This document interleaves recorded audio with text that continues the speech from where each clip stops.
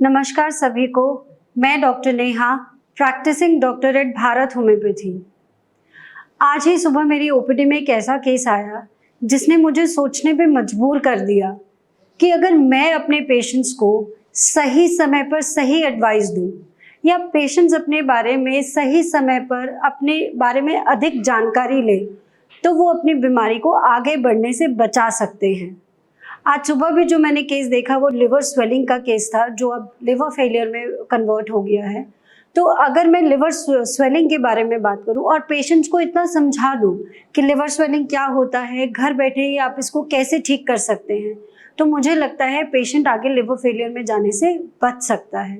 तो इसी बात को ध्यान में रखते हुए आज मैं आपको लिवर स्वेलिंग के बारे में सारी जानकारी दूंगी और ये भी बताऊंगी कि उसके क्या घरेलू उपाय हो सकते हैं। देखिए, जब हम लिवर स्वेलिंग के बारे में बात करते हैं तो मोटे तौर पर पेशेंट्स आम भाषा में बात करते हैं कि मेरे लिवर में स्वेलिंग है, सूजन है।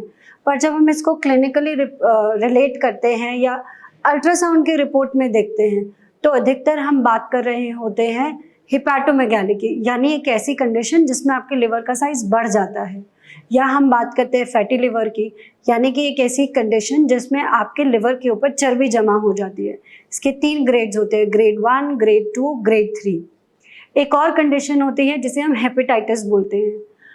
ज़्यादातर केसेस हेपेटाइटिस वायरल इन्फेक्शन के हो सकते हैं, ABCDEN के, या फिर अल्कोहल इंड्यूस्ड हेपेटाइटिस हो सकता है, यानी बहुत अधिक शराब पीने की वजह से जब आपका लिवर खराब हो जाता है तो उसको अल्कोहलिक इंड्यूस्ड हेपेटाइटिस कहा जाता है। इसके अलावा कुछ और भी कारण होते हैं जिसकी वजह से आपके लिवर में स्वेलिंग आ सकती है। तो मोटे तौर पे बात करें, हेपेटाइटिस है, हिपैटोमेगाली है या फैटी लिवर है, इन कंडीशंस को सही समय पे पकड़ लेना, अपने सिम्टम्स को समझना कि मेरा शरीर ये सिम्टम्स दिखा के क्या कहने की कोशिश कर रहा है, अगर आप वो पकड़ लें तो आप अपने लिवर को आगे खराब होने से बचा सकते हैं। अगर हम सिम्टम्स की बात करें तो पेशेंट क्या महसूस कर सकता है? पेशेंट को अपने पेट में दाहिनी ओर दर्द हो सकता है या बिल्कुल बीचों बीच दर्द हो सकता है, गैस की ट्रबल हो सकती है, डिस्पेप्सिया यानी खाना ना पचने की समस्या हो सकती है, खट्टी डकारें आ सकती है, या आप देखें कि ये सारे सिम्टम्स हैं और बहुत लंबे समय बाद आप देख रहे हो कि आँखों में पीलापन है या आपकी स्टूल यानी आपकी पॉटी ठीक नहीं आ रही या फिर उसका कलर बदल गया है। अगर ये सारे सिम्टम्स हैं तो आगे आपको जांच कराना चाहिए, नॉर्मल अल्ट्रासाउंड कराइए और एक ब्लड टेस्ट कराओ ताकि हम देख सकें ये केस कहाँ पर है और किस स्टेज पर है। अब अगर आपको लिवर स्वेलिंग है तो कुछ डाइट में चेंजेस करो, कुछ लाइफस्टाइल में चेंजेस करो और कुछ अपने वेट पे ध्यान दो। ये 3-4 चीज़ें करोगे तो आप घर बैठे ही इस प्रॉब्लम को एकदम नॉर्मल कर सकते हो, लिवर को हेल्दी बना सकते हो। सबसे पहला डाइट में क्या चेंज करना है? भारत होम्योपैथी में हम पेशेंट्स को कहते हैं लिवर के सूजन वाले केसेस अपनी डाइट में प्याज और लहसुन को ज़रूर शामिल करें। आप सुबह सुबह 2 लहसुन की कलियां खा सकते हैं, खाली पेट पीस के खाना चाहो या उसको सीधा निगलना चाहो वो भी कर सकते हो।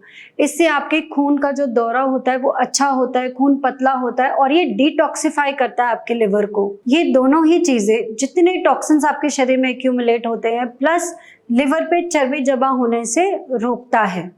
दूसरा, आप क्या चेंज कर सकते हैं? आप वेजिटेबल जूसेस का सेवन करिए। जितनी भी अच्छी हरी साग सब्जियां हैं उसमें गाजर है, ये सारी चीज़ों का आप या तो सैलेड बना के खा सकते हो या फिर पालक, चुकंदर और गाजर का आप जूस भी पी सकते हो। अगर आपको लिवर में सूजन है तो 1 ग्लास या 1 कप, कम से कम 1 कप तो रोज 1 महीने तक आपको पीना है। तीसरा डाइट चेंज आप क्या कर सकते हो, ये बहुत अहम बात है। आप जो सीड्स अवेलेबल होती हैं मार्केट में, जैसे फ्लैक्स सीड्स है, सनफ्लावर सीड्स है और मेलन सीड्स है, इन तीनों को आधा चम्मच मिक्स करके रोज उसका सेवन करिए। इन तीनों चीज़ों में बहुत सारी ऐसी चीज़ें होती है, जैसे फ्लैक्स सीड्स में ओमेगा 3 फैटी एसिड्स होते हैं, सनफ्लावर और मेलन सीड्स में मिला जुला के आयरन का कंटेंट बहुत अच्छा होता है, मैग्नीशियम और जिंक का कंटेंट बहुत अच्छा होता है। ये दोनों ही चीज़ें आपके लिवर को हेल्दी बनाती हैं, आपको इन्फेक्शन से लड़ने की ताकत देती हैं और रीजनरेशन में हेल्प करती है। जिंक का बहुत अहम रोल होता है जब आपको कोई बीमारी है, कोई इन्फेक्शन है, उससे आप रिकवर करना चाह रहे हो। चौथा टिप, इसके साथ ही साथ आपको अपने पानी का इंटेक बहुत अच्छा रखना है। कोशिश करिए दिन में 2 से 2.5 लीटर पानी का सेवन ज़रूर करिए और सुबह सुबह 1 गिलास गुनगुना पानी ज़रूर पीजिए। एक 5वीं टिप डाइट से रिलेटेड और मैं आपको देना चाहूँगी। आप अपनी डाइट में हल्दी, कच्ची हल्दी का सेवन ज़रूर करिए। वो वाली हल्दी नहीं इस्तेमाल करनी है जो मार्केट में पिसी पिसाई मिलती है। आप हल्दी का टुकड़ा खरीदिए और उसको पानी में उबाल के रोज़ 1 कप पीजिए। यह आप सुबह भी ले सकते हैं और शाम को भी ले सकते हैं। इसके साथ कुछ जनरल गाइडलाइंस में और टिप्स आपको देना चाहती हूँ। आप ये जानते हैं कि अगर आपके शरीर में मोटापा है तो उसको घटाना बहुत ज़रूरी है। तो अगर आप मोटापे से ग्रस्त हैं तो आप अपने वज़न को नीचे लाइए। वज़न धीरे धीरे आपके शरीर के सारे ऑर्गन्स को खराब करता है।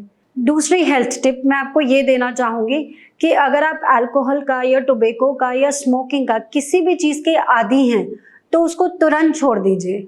हो सकता है अभी आपकी शरीर कोप अप कर रही है, खुद अपने आप को उस नुकसान की भरपाई करने की कोशिश कर रही है, पर एक समय बाद ये चीज़ें नहीं हो पाएंगी। तो अगर आप अल्कोहल, स्मोक, टोबैको कुछ भी इस्तेमाल करते हैं तो उसको बंद कर दीजिए।